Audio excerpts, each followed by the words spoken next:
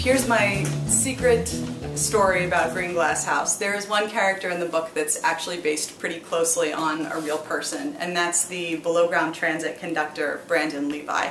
And I'm going to tell you about that. But first of all, Greenglass House is set in the city of Nagspeak, and which I've been writing about for about 8 years. And it started off as an idea my husband had, and I should probably mention a non-trivial number of my best ideas come from my husband, and this was one of them. And it was meant to be a place for me to play around with a city that could also be a character and mess around with photography and weird stories and just, I don't know, to play. I never thought I was going to set an actual book-length project there.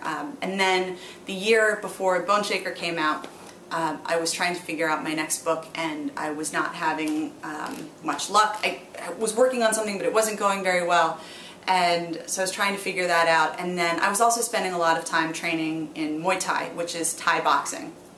And the way I remember this is I got out of my slump because of an idea that hit me in between classes at the Muay Thai gym.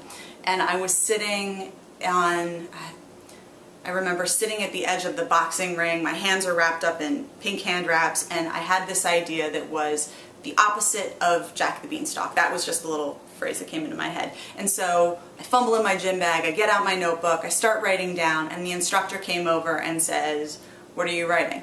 And the instructor had become a friend. He's also a big fantasy reader. His name is Brandon Levi.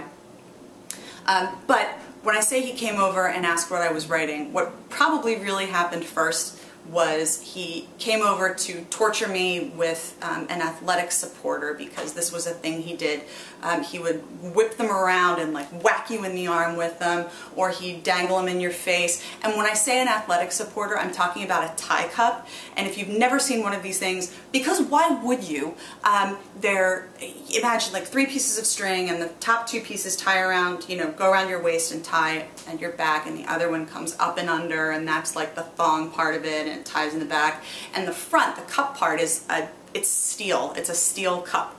So when I say he'd like whip this around and whack you with it, it hurt. And when I say he'd dangle it in your face, he'd dangle like these strings, like these sweaty, gross strings in your face, like some weirdo jellyfish with just 3 legs, and like chase you around with them like this, and you'd squeal like a girl and run away no matter how hard you tried to, I don't know, not.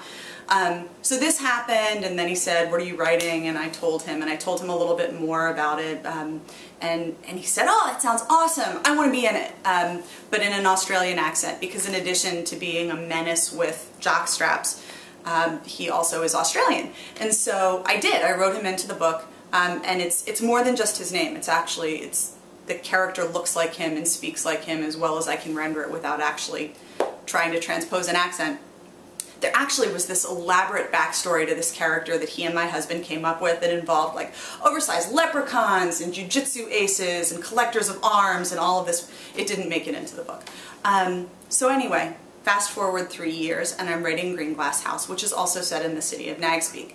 And a thing that happens with me anyway when I write cities, once I've built them and populated them and I know where everybody fits, when I go back and start writing about that place again, I start looking for familiar faces. And so as I was figuring out who was going to show up at this remote smuggler's inn up on a hill that's the setting of Greenglass House, after the main characters and his main character and his family, the first person that I decided to bring back was Brandon Levi.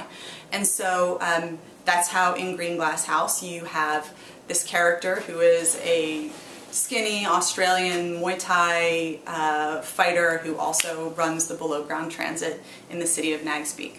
And I highly recommend, if you are ever in New York, go to Evolution Muay Thai and take a class with Brandon.